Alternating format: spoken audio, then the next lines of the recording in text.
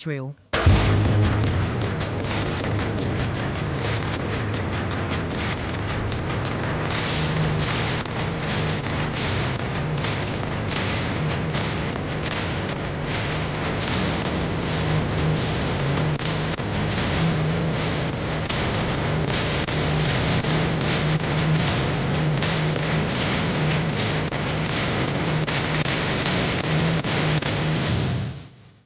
It is some 7 minutes past the hour 6, and we're just about 4 days to election 2024. Welcome officially to the campaign trail. Tonight we sit with a media consultant who also holds the enviable position as the head of the Journalism Association in the country. He doubles as the head of corporate affairs at the Tobinco Group, and prior to his elevation to his current high office, served as the National Organizing Secretary of the Ghana Journalists Association. Now, he is known for his toughness and bold statements. No matter whose ox is God. And some journalists believe that he's awakened the sleeping giants after he, together with his current executives, rolled out a series of punitive measures against some politicians who had engaged in some violent acts against media persons. Election is just 4 days away from here, and we will attempt to unravel how the media ought to conduct themselves before, during, and after the polls. And seated here in the studios to help us do that is the charismatic Kwabena Dwumfour, the president of the Ghana Journalists Association. Remember that we are live on Facebook on Starr 103.5 FM. And on WhatsApp as well, the number 055-288-0216. Again, it's 055-288-0216.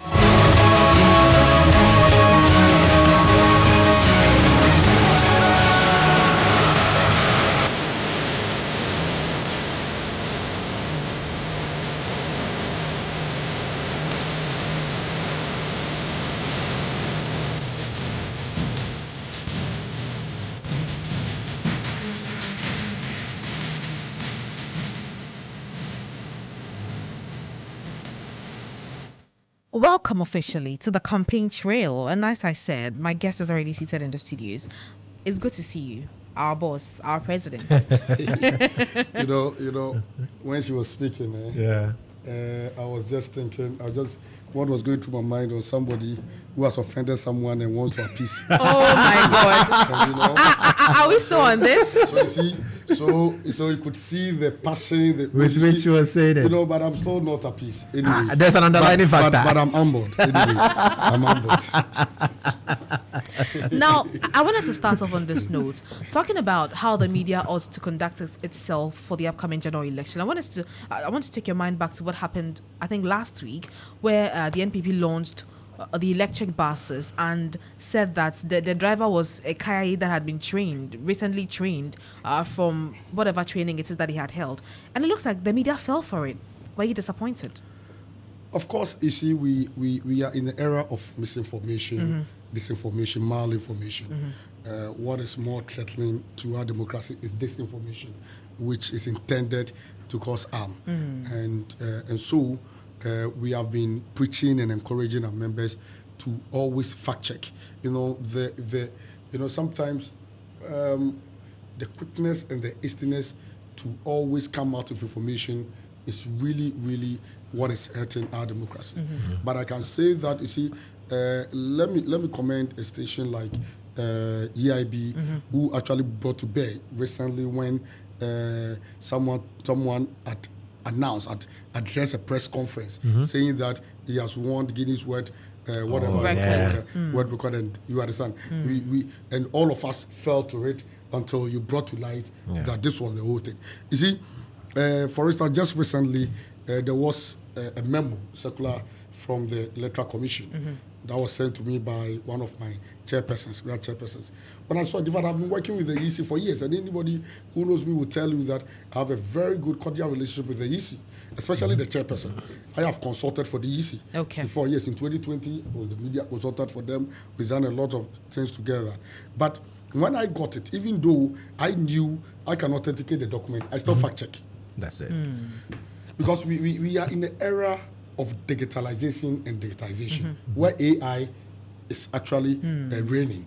And so, you see, as we speak, NDC, there is a voice, audio going around, which the NDC has come to tout as fake. That it is dotted, it is AI voice of generated, yes. whatever. And they are saying it's fake. Meanwhile, they have leaked another one, also saying purported to be that's Bamia's okay. voice.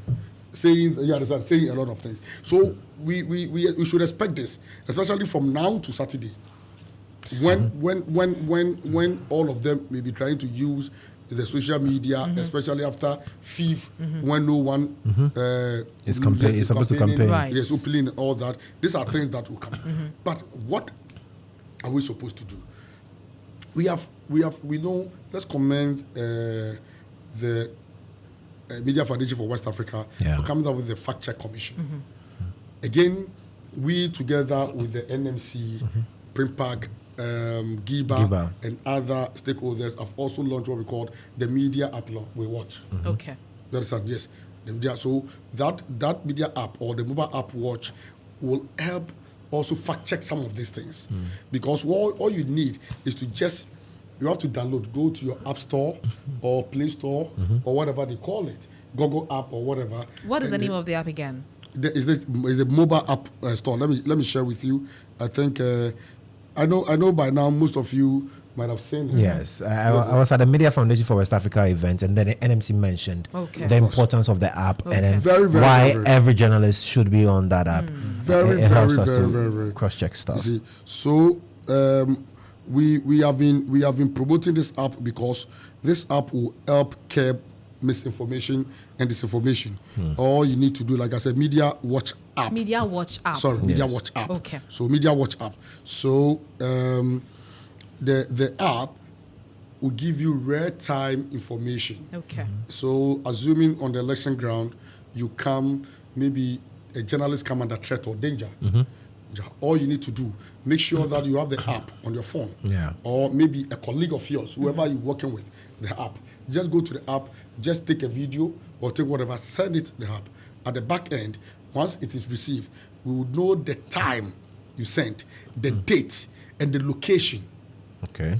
So you'll be able to trace the location. Trace the location. The location comes. Okay. That is what we call the real-time information. Okay. So what it means is that you don't need to pick a phone because maybe you're under the air, you are not going to search for a number and dial. No. At that moment, you need, and it helps us preserve evidence. The one major challenge we face as journalists, as media, is preservation of evidence. We don't do well with that. Because most of them have dealt with a lot of attack cases where we suffer or maybe we struggle to get evidence to deal with the matter criminally. You understand? So because evidence is the name of the game. That's right. If you don't preserve evidence, we'll come, we'll fight and all that. At a point, you give up because you need evidence to push it. Even though you may establish a prima facie case, you still need evidence to support that prima facie case. That's it. And so this is something that we encourage members that, look, we should take advantage of the app. We should take advantage of, we are going to also launch an emergency number. Okay. Just a number. We will take those when we are ending the show. But I want us to stay a bit on fact checking. The fact so on the fact checking, so with the app, so like I said, so give you the real time. Now, still on the app will also help you to ensure to combat this for fake news. Now, what you need to do is that just go to the app, whatever information you need to fact check, just put it there. Once you enter it, you put it there. The app will now fact check itself. So it means that if you want to now fact check any information, there's no need picking a phone to call the institution or to make a call. We have the system because it's a fact checking coalition, and we are linked. We have the fact checkers. There are fact checkers in the country. So as soon as the information comes, in the matter of in the brief moment or in the matter of, let's say, a few minutes, the system, the app will come back with the fact-checking information. It will tell you whether the information you put there is credible or not credible.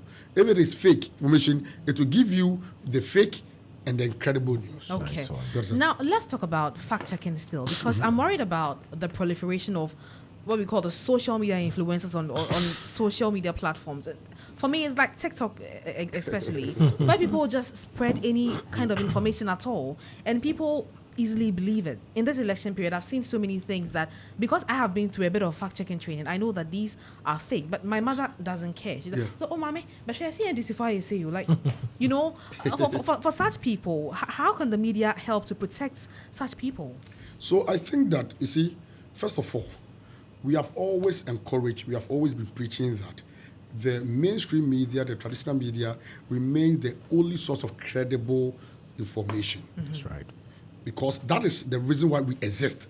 Now, when it goes to the foreign world, there are a lot, you see, the literacy rate is high, and people do not buy into some of these things. Now, from this side of the world, we have, we are battling with illiteracy. We are battling with a lot of things. People do not even understand what is fact check. People do not even know where to even fall on, or like which medium to fall on for even credible news. So whatever they see there, whatever video, sometimes it's in the form of videos, the form of audios. You can see on TikTok.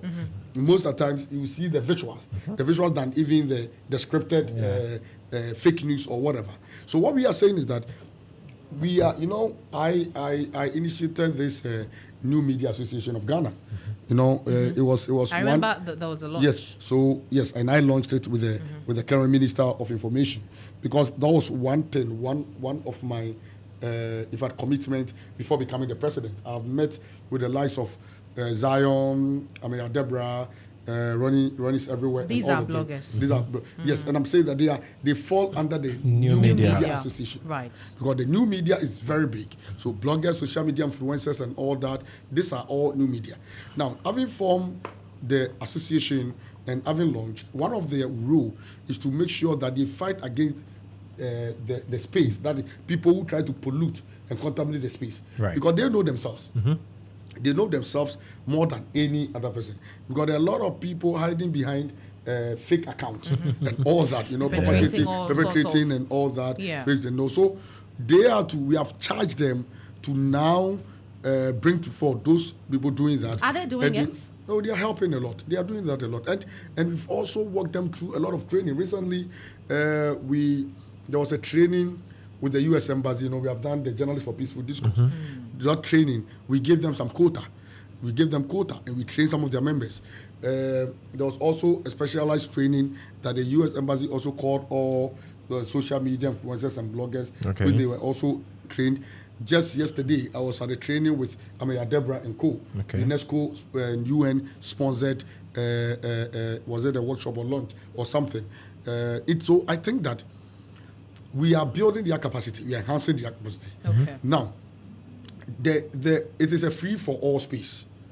It's very difficult and very, very hard to actually sanitize that system.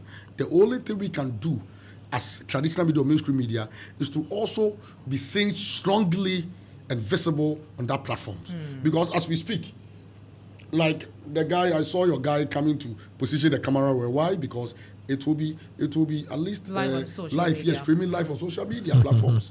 And so if we strongly appears, if we our presence as traditional mainstream media, like we have Starr, we have GH1, we have other strong media houses and all that coming strongly on TikTok and all that. People, when there is a fake news, when these people are perpetrating and falsehood and doing that and all that, at least there'll be a point of reference. Okay.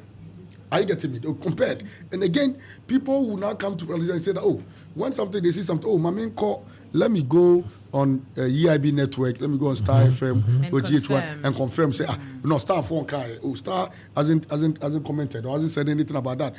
We haven't seen Starr reported. No, recently, there was a publication by Kokonsa, the president of the new media, that Sewamie has been arrested. The whole president. The whole president of the media. See, even though we know that it was more or less like, you understand, stay years ago and all that. But then, the way it went, about it. He could have just done it in a question form to do that as Sewa Amiye arrested. That alone. So you are doing it. You are saying the same thing. You see, you want eyeballs. You want people will now start. Hey, like this picture is so people will start now. But you don't just throw people in despair and say that now media broadcaster or whatever arrested. So and reasons are unknown. You understand, and so forth, which we all know. So what I'm trying to say is that we have huge task and responsibility as mainstream people from the mainstream media, traditional media, to make sure that our presence is being felt heavily on the media. Okay. To curb those menace. Okay, I'm going to ask the last question before Kojo Mensah comes in. Now, given what has happened with regards the communique from the EC seeking to restrict media operations during election day and whatnot, will the media really be given the chance to freely and fairly cover these elections? Who can stop the media? If you want to stop the media, you have to stop me. That's it. If you can't stop me, how do you stop the media? President. Tell me. Not even the president of Ghana. Kojo Mensah, you're just giving fans. Oh no! See, I mean, it's because I've also followed, and I know where he's coming from. We find ourselves in a democratic dispensation. The role of the media is boldly written and enshrined in the 1992 Constitution. Certainly. The independence and the freedom of the media cannot be what? It is non-negotiable. That's right. Even when we read the constitutional instrument on chapter 12 of the Constitution, it says very boldly that nobody can be an impediment in the way of anybody who wants to practice journalism. So if the Constitution says it, Constitution is the greater. Look, it is with the emergence of Constitution, all the laws falls below it and direct. Customary law, whatever law, whoever law, all comes after the Constitution. The Constitution is the supreme. And so what I'm trying to tell you is that if the President of the Republic cannot gag or cannot even prohibit or be an hindrance in the way the media does its work, or cannot stop the media from functioning, how can they? Nobody. And I've told you, and I made it very clear. I addressed the media. My position was made known. I said it point blank that whatever circular, whatever memo that was leaked outside, whatever of the engagement, I told you I had the interest of the media at heart. At the end of the day, we will get the result. At the end of the day, the media will get unfettered, and I use the word unfettered access. And we have unfettered access, don't we? We do. So what are you talking about? so Mr. President, let me quickly come to you on this. I mean, special voting. For many, it was a test case or a precursor to what we should expect on Saturday. Yeah. What is your assessment of how we performed for the coverage of the special voting? I can say that from the part of the media, so far so good. Okay. In terms of performance, in terms of coverage, because you see, we all know, those of us who have actually covered elections from 2000, in fact, for over 2 decades, covered elections. Look, even though the stakes are high, even though there's so much tension and all that, look, the media has done so well to massage the nerves of politicians and all that. The country is still at peace. 3 days to elections. Yeah. The country is still at peace. Like by now, there's so much tension. You know that. 2008, war drums. Yeah. You know, you could feel it. Exactly. You could feel from your ears, you could from media, where people put on war clothes and all that, where supporters or sympathizers of some political parties were amassing, singing, chanting war songs. And the vigilante groups groups were playing, I remember, Raymond Acha, and then and the team, you know, that time, you know, and then the other side, you see. So we have come far, and I can tell you that we are doing so well. And so for us, if we keep it up like this, I'm telling you. Look, did you hear of any attack on any journalists in the media during the... There was, actually. It has not come to attention. Sure it was one of our reporters. It has not come to attention. It was an attempt. They attempted to shake him a bit, and we should have reported an it. An attempt to kill is not there. It's not there. Are you sure? No, is it? Yes. Let me be honest. So it was the supporters who were just on him a bit. Our job comes with a lot of occupational hazard. That's it. The threats are there. Yeah. you see, I have been teaching on journalist safety and security in election reporting. In all the training we have had, we need to understand at that time. Look, when you go to the grounds, a police center or election ground, where you are supposed to go and discharge your work, but you don't do things that instigate. You will not do things that you in extreme provocation. Always make sure that you don't repress, because at that time your life matters, and you need to live to tell the story. Don't be the story. Don't be the story. You are not supposed. You are not supposed to go and demonstrate. And I'm the journalist. I'm this. And I'm my rights. I know my right. Look, at that time the GJ president is not there. At that time your boss is not there. I know my right. I know my right has led people to the grave. What it means is that you are there to discharge a constitutional mandate. You need to be able to defy all odds to make sure that your role or your responsibility there is duly achieved. That is what it is. And so, like I said, my brother, I commend the media. That so far so good, and we believe that. Look, with the because it is. We were here when I know there was a report of sharing of food, influencing. I also was to work on. And that was where our reporter was manhandled by the supporters. You see? Yeah. Of course, when something like this happens, you need to guard yourself. I will share some guidelines on pre-election preparation and all that, and even on election day reporting, what journalists have to do. I will, in fact, get you to the end. I'll run you through so that everybody will know what to do at the end of the day, because tensions are high, stakes are high. These are we call political games. Don't be in the middle. Don't be in the center. Stay back. Sometimes you need to always make sure that you are close to even defense, or there should be people. Your people should be around. You are close to some media, some journalists who may even rescue you in terms of danger.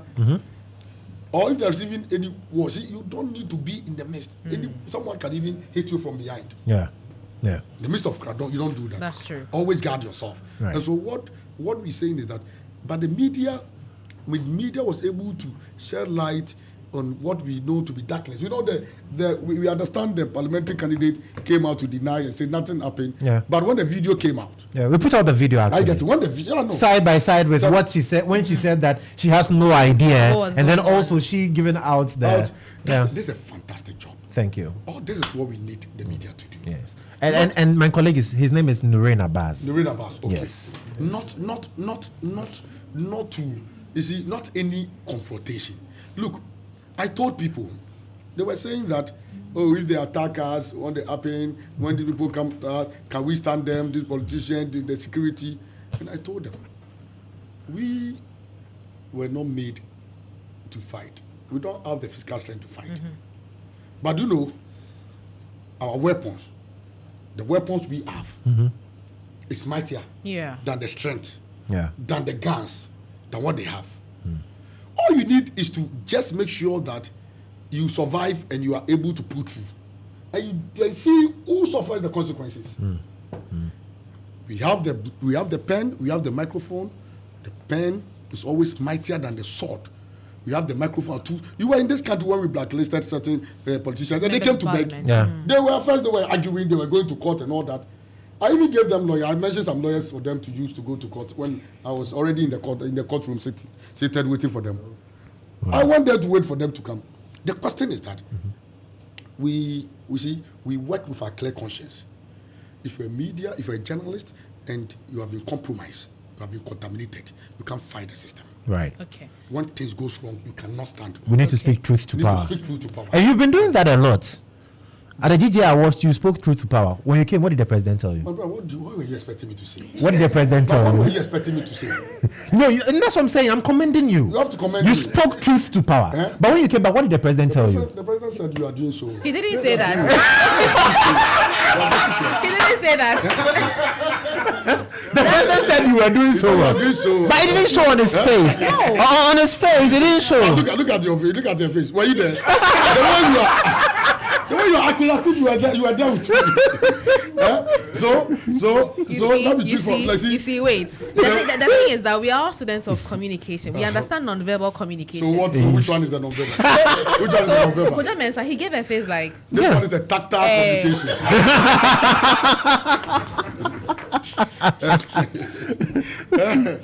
I see. From Bamia's voice, you and I were not there. Both of you were not there. Yeah, and that's why we are asking you. You were there. And that's the essence of journalism, to get it from the horse's own mouth. I am telling you. So President Akufo-Addo told you on record that you did well. Please, I'm not ready to tell you what President said. I see. I will make that known at appropriate time. But I can tell you that the President was not upset. He wasn't angry as people were portraying. It wasn't that. I get it. Yes, it wasn't that. We had discussion. In fact, the video, which was captured by my own boy G.H. Hyper, he actually got that end. Yeah. Where see what the tail end. He got the tail end. Before that reaction, we were having a conversation. Yes. So I was responding to him with something he said. Okay. Yes. And then that was so in my reaction, my response. Then he sat down. So that was this thing you said, yes. But then... But he didn't say that you have done well. You said? He didn't say that. He said you did well. So he was not offended in any way by the fact that you went on stage and you just spoke truth to power. You said your words as you wanted to communicate. He was not offended at all. What is the responsibility and the role of the media? Constitutionally, we are supposed to be the watchdogs of the people's right. Exactly. What are the rights? The two major rights of the citizens in this country is the human right and civic right. And so, if we feel that the right of the people is being infringed upon, if we feel that the people are not really, their rights have been taken from them, it is our responsibility. That's why we have the watchdogs. That's why we are the gatekeepers. You and I represent the eyes, the ears, and the mouth of the people. What the people cannot say, what the people see. We sit here and we advocate for development, for projects and other things, and it happens because the people they don't have the platform to do that. And so as the watchdogs of the right, of the you become the mouthpiece. You are the mouthpiece. Certainly. And so if they come, yes, because this was a topical issue. Look, issue of Galamsey is a major threat. To national development and our democracy. Look, I come from a Galamsey area. Prone area. And you see, when I'm driving, it's not that somebody's telling me, if I'm driving to my hometown in Takwa, and you see the devastated nature of our land and water bodies glaring at you, then you ask yourself, what can you do with your position? God has given you a position. Look, it is our godly responsibility to make sure we fight to end the impunity and menace of Galamsey, regardless of who's involved.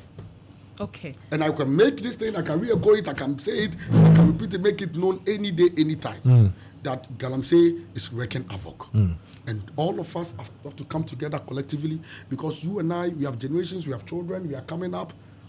In the coming years, in some few years to come, the repercussions, we are going to face it. Definitely. So briefly before you come in, Mr. President, if you had the opportunity, will you change anything about what you said on that night? I don't see anything of what I said to change anything. Excellent. We are wrapping up, and you said you had a few tips for journalists. And the number to call. So that when they abuse Noreen, Noreen will call the number quickly. We just want to end on a safety note for journalists. Yes. So kindly run us through. So I think that there are a few things I'll run you through, and I think journalists must know that this is what I've been preaching all this while, and I hope that we'll do. Now, first of pre-election preparations. You see, you need to understand why it is important to do serious preparations before covering the elections. And as journalists, I think our role requires that we research potential hotspots. Okay. When we assign you, you need to know where you are being assigned to and understand the local laws and regulations and prepare emergency contact list. That if you are assigned to hotspot 2, as you are seated there, when you are assigned to a place like Ododi, you understand? Or any potential hotspot. The EC has released over the number. It's It's almost as though every electoral constituency is a hotspot. So now. when you understand, you have to. I think there are over 1,000 plus. Yes, you have to research the local laws and the system. Once you're able to do that, you prepare yourself adequately. Because if you're going to search hotspot, how do you even dress? How do you? First of all, you need to put on a helmet. You need to make sure that you're in jacket. You need to be well branded to be easily identified. You understand? To be easily identified. And also the things you need to even do when you get there. Again, you don't go into an election coverage without looking at these critical areas. That's it. Yes. And when you identify the hotspot, you develop the mechanisms to apply once you are deployed to cover the elections in those areas. You must also identify the character and attitude of the locals, especially the political actors. You know, there are some areas where, most of the times, these political actors or politicians, they stoke the fire. They actually instigate their sympathizers, supporters to do, and they'll be at the background, pretending they don't know anything about it. So you go to area, and this time I don't want to use any area, but you can find yourself, especially in Accra, Yega area, then you will see some area boys grouping, talking, acting. They've been, some of them, for all you know, they have been assigned and all that. So you will go there, and then maybe in the midst of you'll be receiving calls. Then you say, oh, maybe things are not going on well here. I can feel that the process is fraud. This is this. Then you'll be saying on maybe private conversation or Charlie, the way I'm seeing the thing, party is winning from the look of things and all that. You might be in danger. That's it. You might be in danger. So you need to know that the character and attitude of the people. You understand? Like, there are among our guns and other things, when you do something, sometimes one is hey, quiet.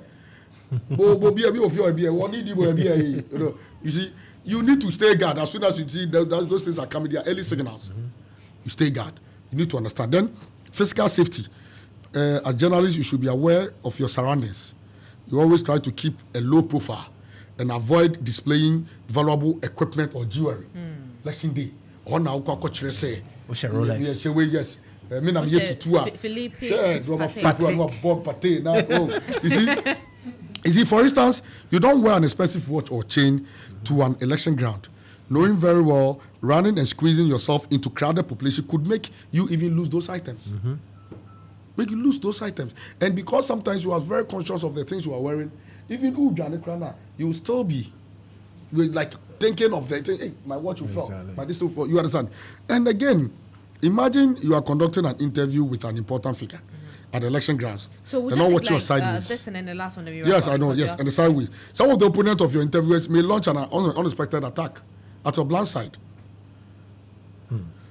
Also, your form of questioning. This is a very tense situation.